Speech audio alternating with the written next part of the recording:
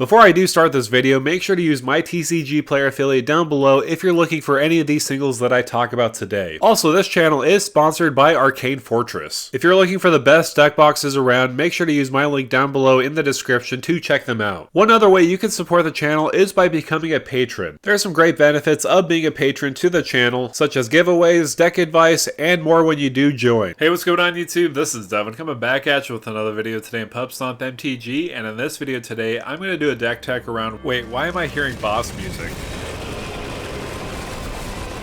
So this looks absolutely menacing just by the art alone. I think it was one of the box arts for a specific part of Bloomburrow. I'm not 100% sure if it's the right wolf. Either way, this looks absolutely crazy based off the art alone, but let's read what it does itself. So for 3 red and a green legendary creature, Elemental Wolf, it does have a 6/6 body with trample, and enchantment spells you cast from your hand have Cascade. Of course, the idea is going into a full Enchantress theme. There's a lot of different avenues that you can come across. I don't think we actually have a Gruul commander that goes full Enchantress. So this, you better watch out. We might have a better Enchantress commander with this one, and so let's get it started.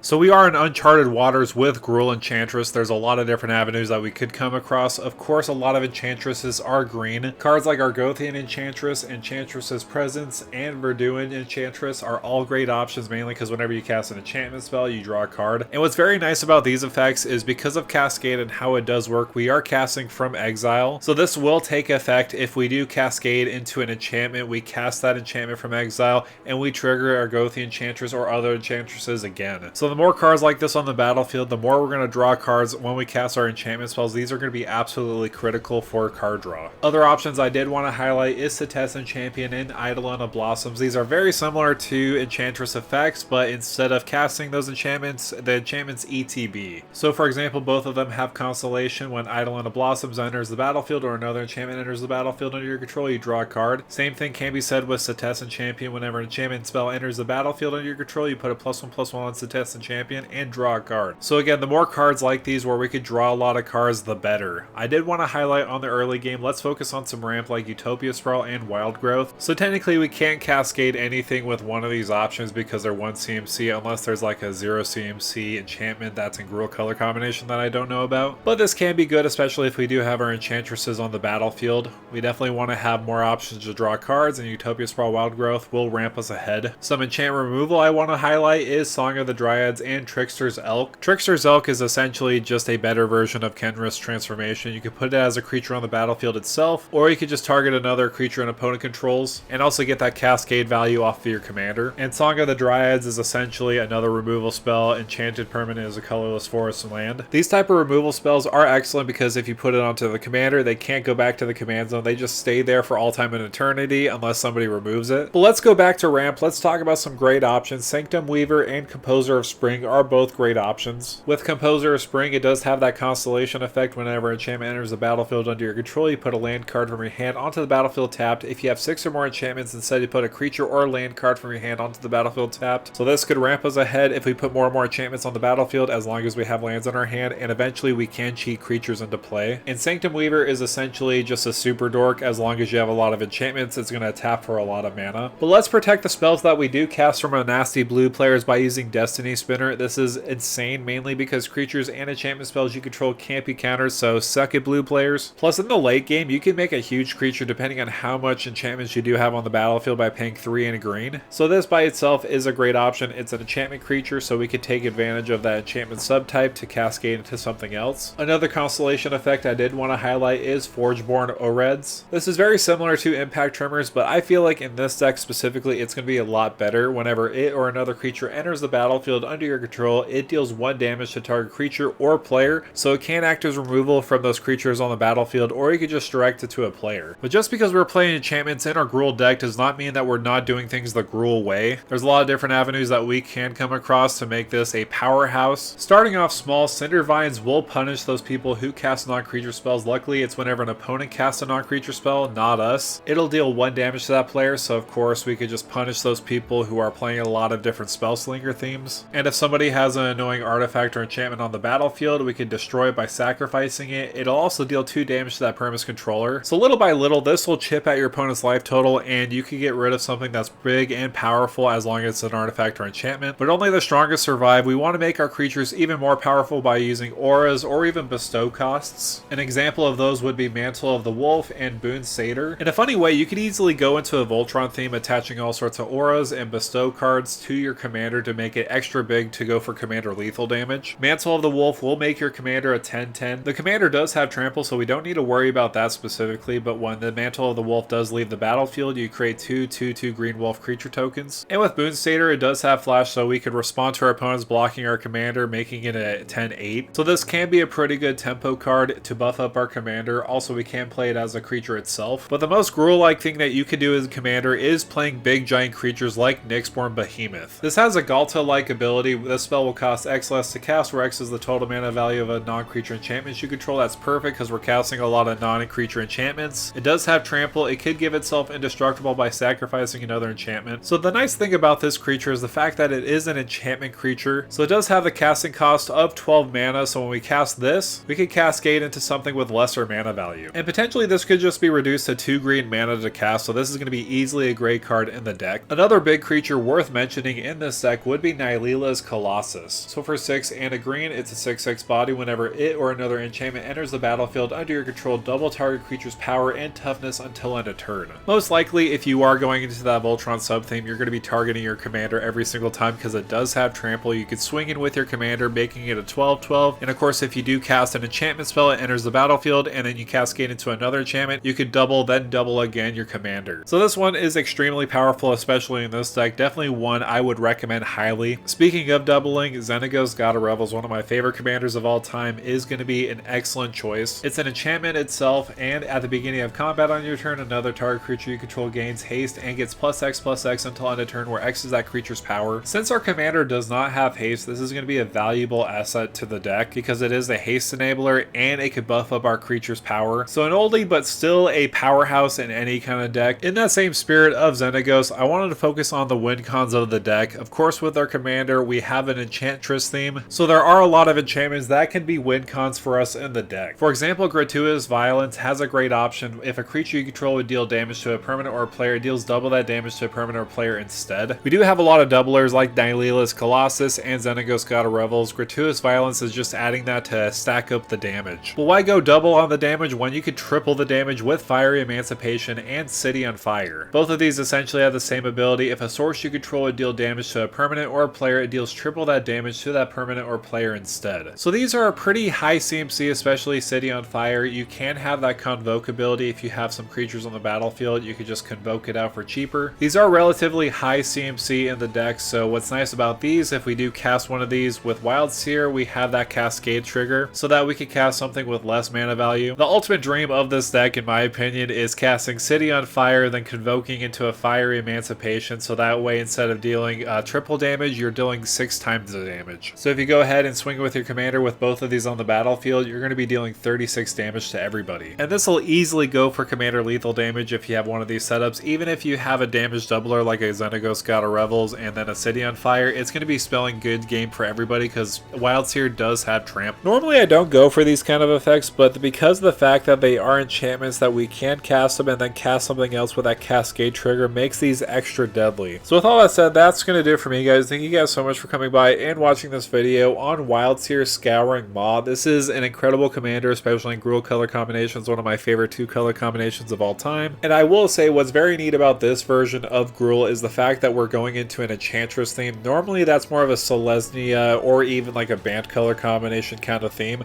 It's kind of nice to see it spread out a little bit, focusing on enchantments with Gruul. I like that this commander can scale with the game. It's a 6/6 and for 5 mana with trample is a pretty good rate, and just having that Cascade ability to get more and more value is going to be incredible. But I would like to hear from you. What are your thoughts and opinions about Wildsear? I'd love to hear your thoughts down below in the comments. Also, make sure to like, share, and subscribe to the channel. And with that out of the way, thank you for stopping by.